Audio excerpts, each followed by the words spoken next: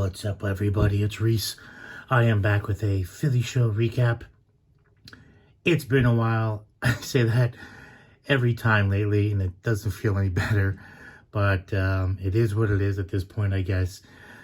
But I had a fantastic time at the Philly show this past weekend. I always do. I really try never to miss it. It's just one of my favorite events of the year. It's usually March, September, and December. Usually I go every March and December. Ironically, March is my birthday, so it's my gift from my wife, a little extra cash. And I also go in December. It's an early Christmas gift from my wife, a little extra cash. So those are the 2 months for sure. And I do try to make it in September as well. But it's just a great show. Whether it's vintage, they have amazing pre-war, even modern. I really look for so many different things. And it fits the bill. Whatever you're looking for, you can usually find. But I had a great time. I went Friday from 1 to about 7 o'clock, almost the whole show on Friday. Then I went back Saturday from 9 to about 2 o'clock. Would have liked to stay longer, but I had to leave. Had a great time. Friday, didn't run into anyone. I was kind of hunting for a Willie Mays card I really wanted. Did not succeed in that. Saturday was better, yet ran into Ed on the way in. It was hilarious. If you watch his video, we were texting and I realized he had parked right next to me and we were texting each other. So that was hilarious, and I had a fantastic time walking around with Ed as always. Just an amazing guy. Same with Mike. Met up with Mike O too. Walked around the show some with him. Just a bunch of laughs, conversation, discussion, and looking at cards. I mean, what could be better, right? Just two tremendous guys. Also, saw B-Roth, another great guy. Always looking at his cards. You guys all know him. Wonderful person in the hobby. Great guy to chat to. And I hope he had a great show as well. I was hoping to run into a couple other guys I knew were going. Sammy Thunder was going. Mookie Chilson, and I've never met them in person, but I do enjoy their videos, and hopefully I'll meet up with them someday as well. I just did not cross their path on Saturday. How could I forget? Special thanks to Ed Westergriff for bringing this awesome Luke Skywalker figure for Cooper to the show as a gift. He absolutely loved it, as you could tell from this video. Okay, are you ready? Yeah. Okay, you have to close your eyes. This is from Ed, a.k.a. Westergriff. You ready? Yeah. Whoa! Wow. Who is that? Oh, Skywalker. Yeah. Is that awesome or what? Yeah. What do you say to Ed? Thank you. Are you going to love that? Thanks again, Ed. Really appreciate it. Back to the recap. But, like I mentioned, I was on the search for a Willie Mays card, 52 Bowman. If I could find one in the right grade and condition, I was not able to. And I spent a lot of time looking on Friday. So then I just, once I was done with that, I just kind of settled in. I was looking for a Bryce Harper auto card, as well as other cards that were on my list that I've set up for myself. But as I was walking around, and I've seen Pedro Sierra at the show quite a few other times, actually. But I stopped and chatted with him for the first time, and it was really cool. He signed this card for me. Pedro Sierra, basically, it's an interesting story. He basically promised his mother, as she was passing away, that he would become a professional baseball player. He played the Negro Leagues for the Clowns and the Detroit Stars. Eventually did make it to the minor leagues and the major league. He was saying how he impressed Ted Williams in some, I don't know if it was actually like a tryout, but in 1969, and that helped him get jump-started in 1970. And it was just a great time talking to him. I also got a small book that he put together of his baseball career. So just a great Cuban-born player, seemed like a wonderful guy. I know Snoop did a great video on him. I would highly recommend checking that out. Maybe I'll put a link in if you're interested in Pedro Sierra. So Great guy. It was so much fun meeting him. The first pickup I have is from a set that I've wanted for a long, long time. I really want the Richie Ashburn in this set in the worst way. And you've heard me talk about this. If Alex sees this video, he'll probably chuckle. But this is a 1949 Seal Test Phillies Curt Simmons. I've wanted an example. I love this photo of Curt Simmons. Curt Simmons is has a little special place anyway for me because I live in the Lehigh Valley, north of Philadelphia. And he was literally found and signed about 10 miles from where I currently live. It's called Egypt Memorial Park. And the Phillies came to just do like a exhibition game. And Curt Simmons was in high school. He pitched, struck out 11 Phillies players, impressed them. They basically signed him, I think it was the next day, to a contract. So just a great Philly. Huge on the Whiz Kids. Obviously with Robin Roberts, these two guys held down that starting pitching. They were the main two pitchers on that Whiz Kids team. Unfortunately, when they did go to the playoffs and made it that year, he was called into service in the Korean War and actually missed it. The World Series with the Yankees. So, yeah, sad. Sad that he couldn't go there. But, yeah, just a fantastic card. I love the back of this card as well. Wonderful advertising. And this one's clean. You can see the adhesive bleeding through in the back. That usually happens. But what you'll see sometimes is even on the front, that will come through. And this one really doesn't. It's a great example of the 1949 Seal Test. I'll keep that one in the back for us. So, love that set. Ashburn is on my list. They have some great cards in here too. Puddinhead Jones is in here. All those great guys from the Whiz Kids. Just 12 cards in this Seal Test Dairy set. Now, this is the same exact card in the Loomis Peanut Butter, which is a lot more harder to find. But they're just really cool stickers.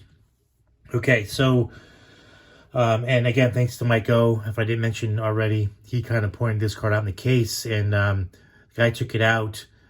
We looked at the back. It was awesome. I asked him what he could do on it. He came down $50 right off the bat, and I said, I'll take it. So, can't go wrong there. So, happy to have that in the collection.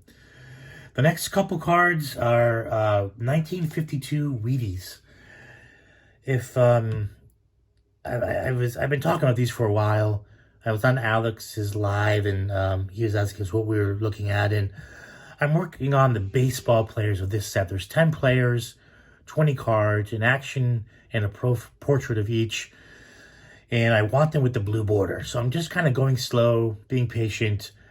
I love them all, with or without the border, but the blue border sets it off for me. I just love the orange and the blue, then the white border, and then the blue kind of really frames it all. So I picked up this Preacher Rowe portrait. Again, Preacher Rowe, another great player. I love nicknames. So whenever I see a nickname, I always look it up. And this one is a little interesting. Apparently, there was a preacher when he was a little kid, minister, that would take him for horse and buggy rides. So when his uncle asked Elwin, which is his real name, his name, he would say Preacher, I guess because he liked him so much. So from that on, they called him Preacher. So this is the portrait, 1952 Wheaties of Preacher Rowe. And then the same dealer had the action Wheaties, 1952 of Preacher Rowe. So I am just in love with these Wheaties cards. I'm trying to work, again, all blue border for this set of the baseball players. The next pickup I got is for my, I guess you'd say, non-sports collection of Western. I have 2 Western pickups. Shout out to Nina S., who I know will love this card and maybe this set, because I am very tempted now to collect this set. This is a 1953 post-serial pop-out. If you look at the back, this came in post-serial. I'll put a picture up of the box. I did find a box with the photo on it, the advertisement. Has a little story about each card. This is Dale applies first aid to Roy. You can read that if you'd like. But they're really made to pop out. So what I like to find is this white border around, now that I know, it was really made to be torn off. And then it's kind of like I'll say a die cut, where these would bend down and pop out like a 3D little stand-up. So to find them without the white torn off is, I won't say hard, but, a lot of, obviously, people probably tore this apart. So, really fun. Roy Rogers. If I remember correctly, there's 36 in this set. I could be wrong. Around there. And I'm considering completing this set. I don't think SGC grades these. I looked online to see, and I don't see any SGC. I would love to get these in SGC slabs, but I don't think that's possible. The next pickup I have is also for my Western collection. This is a mid-50s exhibit card. And I got this because of Monty Hale, who's on the bottom left, now the top left, and Gene Autry. And I'm not familiar with Johnny Downs. I had to look him up. He was in Westerns. It looks like he was most famous for being in the R Game, the Little Rascals, when he was younger. And this is Lee Lassus White. And I got him, not familiar with him, but I looked him up. He did a lot of vaudeville, played the piano, and wrote songs and such. But again, nickname, right? His nickname is Lassus. And he got that also from when he was a kid because he loved molasses. So they called him Lassus. So, I don't know. That type of stuff really cracks me up. Part of the fun of collecting some of these cards. Now, in my house growing up, it was Roy Rogers and Gene Autry, the singing cowboys. And Monty Hale, was also a singing cowboy. I remember the first movie I watched of Monty Hale with my grandfather was Under Those Colorado Skies, or Under Colorado Skies, one of those names. And great musician, singing cowboy. But in our house, there was a debate between my grandfather, who thought Gene Autry was the best, and my grandmother and my mom and my aunt, my mom's sister, who thought Roy Rogers was the best. So, this exhibit, glad to have this in my Western collection. All right, so we're going to step up a little bit. I have a couple of really cards that I really love for my PC. This is Alan Page. I love to collect Notre Dame players' cards that are in their Notre Dame uniform. And this is an auto of Alan Page, one of the best defensive linemen to play. The first defensive lineman to win MVP in the NFL before Lawrence Taylor. Just amazing player. And he went to Notre Dame, went on to have a great career in football and post-football. This is an autograph. You can tell he's a little older when he autographed this. But I have some really cool Notre Dame autographs I'll show of some of my favorite players from when I was growing up that I've been collecting. And I really need to do a video on those too, but we won't go there, right? All right, so this is a card. This next one is one that Maiko pointed out to me. Holy mackerel. Shiny, shiny, shiny. So I thought, he pointed this out to me in the case. I was like, whoa, that is amazing. I was not familiar with this one. 1997 Bowman's Best Cuts Atomic Refractor of Ken Griffey Jr. And I thought it was just, I was looking at prices. I had no clue what they would go for. I know Maiko said he loves these, and I didn't know much about them as far as their prices, so I was looking them up. I thought it was just a refractor, but Mike let me know that it was an atomic refractor, which is actually really cool. So I picked this up at again, they cut me a little bit of a deal. They took $10 off, but wonderful to have this in my Ken Griffey Jr. collection.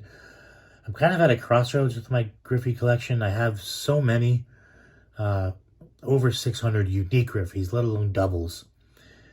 So I am contemplating whether I should, as I've been thinning things out lately, and as I've been talking about as well, whether I should sell most of those and just keep the good ones like this, quality, right? And, maybe sell my Griffey collection, except for the ones I really love that have meaning to me, and really go for these type of Griffey cards only. It's hard. So I don't know if you have any comments, or if you've gone through this and done this and have any experience, let me know. The fact that it's hard for me to decide, I think that's what is hard for collectors, right? Is getting rid of things. So I'm having a difficult time. But this card, I did not have a difficult time picking up. Thanks, Mike O, for finding this and pointing me in that direction, man. Lots of shine there. And my last pickup was one that I looked for the first day. Saw this the first day. Did not get it. It was a little overpriced. I think I still paid up a little bit for it. But this is a 1-of-1 Welcome to Philly Bryce Harper auto. I did not have a Harper auto in the collection. Wanted one. Love the Welcome to Philly part of this card. It's actually a 2019 set of Harper. But then the archives in 2023, got them signed 1-of-1. And so this is from the archives. Again, sealed by Topps and ready to roll. So it's a 1-of-1 auto. I love this one. I actually pulled, I don't open a lot of product, but I love to open at the beginning of the year Topps base. Usually a hobby box of that. Also Topps Chrome, but I haven't done that now because of the price in the last year or so. And I love Allen and Ginter. So I open a few boxes a year. Sometimes, some blasters if I'm in the store to have fun.